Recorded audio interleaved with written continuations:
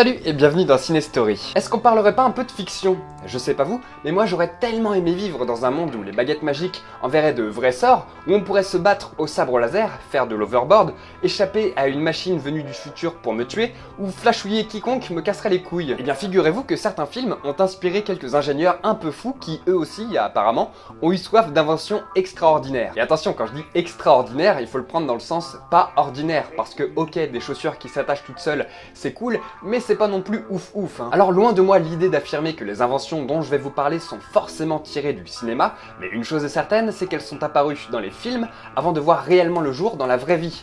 Et ce ne sont peut-être que des coïncidences, mais vous avouerez que certaines ressemblances sont tout de même assez frappantes.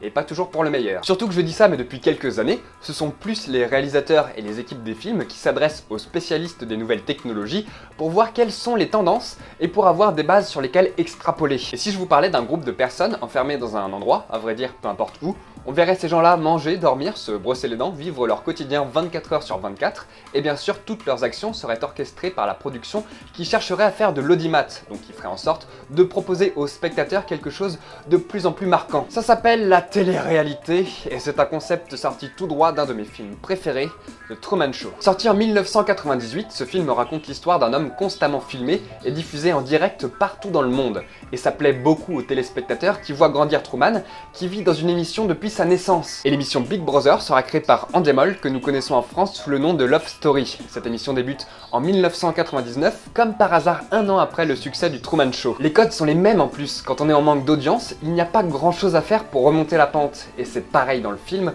où lorsque les premiers problèmes surviennent, la production annonce une naissance en direct, et même la mort du personnage principal. Sauf que la morale du Truman Show, c'est tout à fait l'inverse de ce qu'on voit à la télé de nos jours. Bon ok, c'est pas à proprement parler une invention, je suis d'accord. Mais vous me croyez si je vous disais que Skype ou FaceTime a été inventé en 1930 ?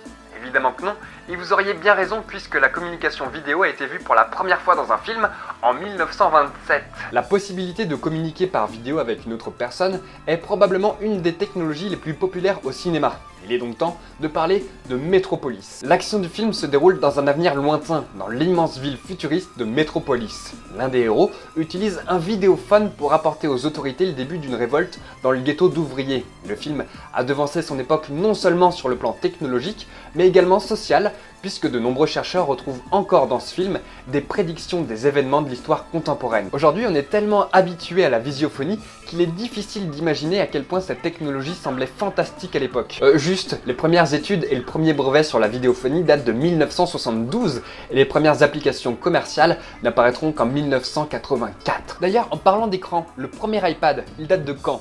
2010 ? Ridicule. La première trace d'une tablette est apparue dans un film, et pas n'importe lequel, 2001 L'Odyssée de l'espace de Stanley Kubrick, sorti en 1968, mais dont le tournage a débuté vers 1965. On parle quand même d'un écran plat, tactile, en format téléphone, alors qu'on connaissait à l'époque que ces bons vieux cathodiques. Et le plus étonnant dans ce film, c'est probablement l'usage qu'il en est fait. Les mecs ne s'en servent même pas pour programmer un dégommage de planètes au laser ou autre utilisation super futuriste, mais plus simplement pour regarder le journal en prenant leur petit déjeuner. Pas assez futuriste? Vous en voulez plus? Pas de problème. Quand j'étais petit, je me demandais souvent comment fonctionnait le système de propulsion des chasseurs TIE de l'Empire dans les films Star Wars. Eh bien, j'ai trouvé. Ces vaisseaux utilisent des panneaux solaires hexagonaux pour fournir l'énergie suffisante à des micro-accélérateurs de particules. Ces accélérateurs produisent du gaz ionisé qui est expulsé de l'arrière du vaisseau, permettant ainsi sa propulsion. C'est bon? Vous suivez? Eh bien, figurez-vous que ce système de propulsion existe vraiment. Il est même embarqué à bord des satellites de communication qui utilisent ce système de propulsion contrôlé par ordinateur afin de maintenir le satellite en bonne position. La première fois que ce système fut utilisé comme système de propulsion principal remonte à 1998, soit plus de 20 ans après le premier Star Wars avec le satellite de la NASA Deep Space One. Ce satellite était capable, sous la seule puissance de son propulseur ionique, d'accélérer de 12 960 km/h par an. C'est quand même une accélération de 0 à 100 km/h en 60 heures. Ce serait pas mal emmerder l'Empire s'ils avaient compté sur la NASA pour leurs chasseurs, à vrai dire. C'est nul. Et tant qu'on y est, on va parler 2 secondes des hologrammes tels qu'on les imagine aujourd'hui et tirés tout droit du premier Star Wars. La princesse Leia qui apparaît devant Luke et Ben, ça c'en est un. Ce que Mélenchon a fait pour sa campagne présidentielle, même si c'est extrêmement cool, C'en est pas. En réalité, c'était une projection vidéo 2D depuis le plafond de la salle, sur un écran presque transparent placé à 45 degrés, créant une illusion d'optique. Un des films qui, à mon avis, a été l'un des plus visionnaires, c'est quand même Minority Report, réalisé par Spielberg et sorti en 2002. Ce film est même devenu un mythe dans les communautés d'ingénieurs, les inventions étant tellement fascinantes. Par exemple, en 2002, contrôler un écran grâce au mouvement de son corps paraissait complètement futuriste. Depuis, la Wii sortie plus de 4 ans après le film et la Kinect sortie en 2010 sont passées par là. Petite parenthèse, on peut non seulement contrôler ce qui se passe dans l'écran, mais on va maintenant encore plus loin avec les casques de réalité virtuelle, mais on va devoir remonter un peu en arrière. C'est dans le film Retour vers le futur 2 que le fils de Marty McFly utilise déjà un tel casque pour regarder la télévision et répondre à ses appels téléphoniques.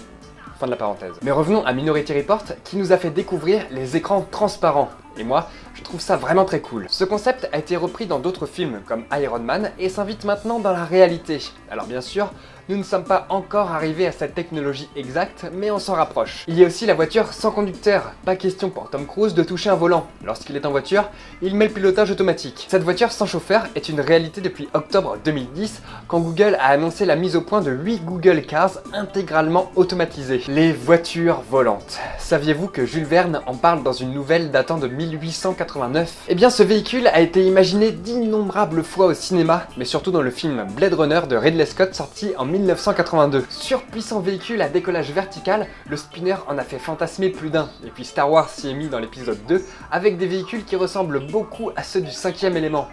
Le cinéma doit vraiment se foutre de notre gueule avec ces voitures volantes. Ouais, parce que nous, pendant ce temps, on a droit au combo hélicoptère-voiture pour 300 000 $. Et c'est pas très sexy. Qui n'a pas rêvé de voir ses parents assassinés, d'être confié à son oncle et sa tante qui nous détestent, et lâcher un python sur son cousin pour recevoir une cape d'invisibilité à Noël? Aujourd'hui, différentes équipes de chercheurs travaillent à rendre réel ce pouvoir d'invisibilité.